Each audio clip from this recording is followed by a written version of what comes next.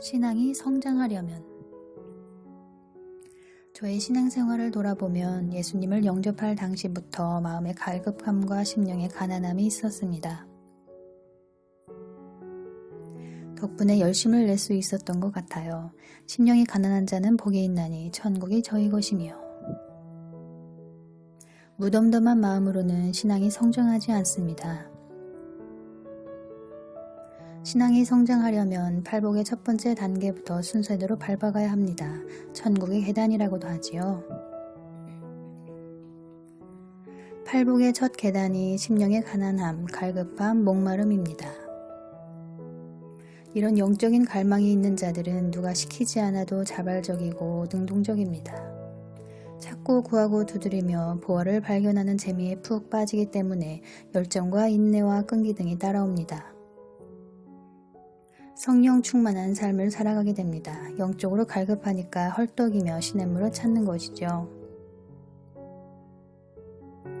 신앙생활을 오래 했어도 이런 마음이 없는 사람들이 의외로 많더라고요. 미지근하니 첫사랑을 잃어버린 탓일까요? 팔복의 첫 번째 단계도 아직 경험하지 못했다는 것은 영적으로 자고 있다는 뜻입니다. 심령의 가난함을 주시옵소서, 갈망과 갈급함을 주시옵소서 라고 간구하시길 축원합니다. 영적인 눈이 떠지는 것, 보는 눈, 듣는 귀, 깨닫는 마음 또한 있어야 합니다. 이런 것이 없는 자는 소경이나 다름없지요. 신앙생활에 있어 깨닫는 것은 무척 중요합니다. 깨달아야 순종할 수 있으니까요. 깨닫고 행동할 때 역사가 일어나고 주님의 영광을 보게 되는데 죽기를 두려워함으로 순종하지 않는 것을 봅니다. 요즘 크리스천들을 보면 많은 말씀을 듣고 예언이 선포되는 영상들을 많이 보시는데요. 많이 보고 듣는 것도 물론 중요하지만 그렇게 또 많이 보고 듣는다고 해서 영적으로 성장하는 것은 아닙니다. 100번의 영상을 듣는 것보다 하나를 배우더라도 실천하는 것이 낫습니다. 게하시는 영적인 리더 곧 엘리사 스승 밑에서 하나님의 권능과 역사하심을 눈으로 보고 들었으면서도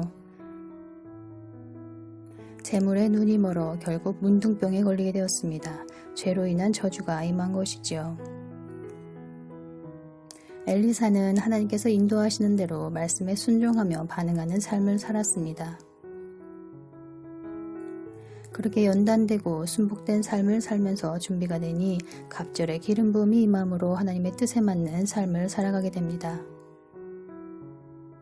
그러나 게하시는 어떤가요? 엘리사와 같은 연단의 과정, 자기 부인의 삶이 없으니 탐욕에 눈이 멀게 됩니다.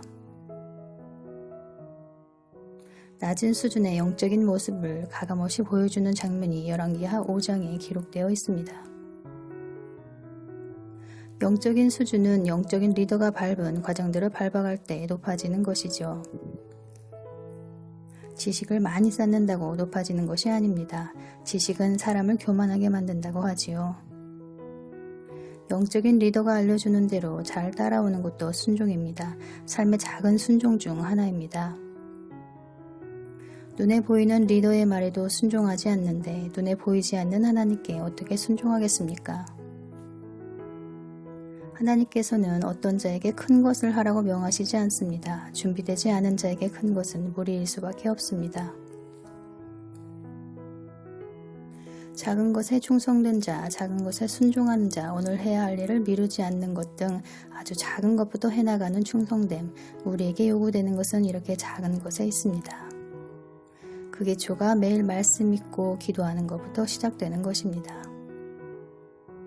오늘도 작은 것에 충성되는 신실한 하나님의 사람이 되어가기를 예수님의 이름으로 축복합니다. 감사합니다.